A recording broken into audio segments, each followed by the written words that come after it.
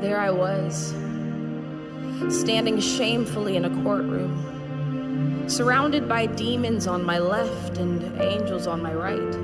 Satan as the persecutor, holding millions of records about my life, and God sitting on a throne with a mighty gavel in his hand. I had no lawyer.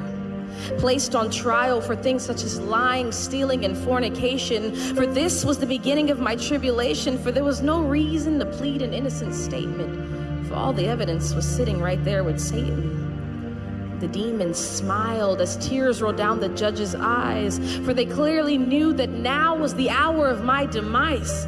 But wait. In came a light shining so bright that the demons smiling suddenly jumped with fright. And the man that walked in that night was none other than Jesus Christ. Darkness departed to give way, and glory was all the angels could say, as the man that walked in that night pulled out a lighter and immediately set Satan's records against me on fire. He took the sentence file and erased my name, looked at me in the eyes and said, "Daughter, I'll take the blame." Handcuffs were placed on this man and he was thrown to the ground. The entire courtroom gasped at this horrendous sound, and the sudden ceased the beat of his heart. The man that walked in glowing had now become dark.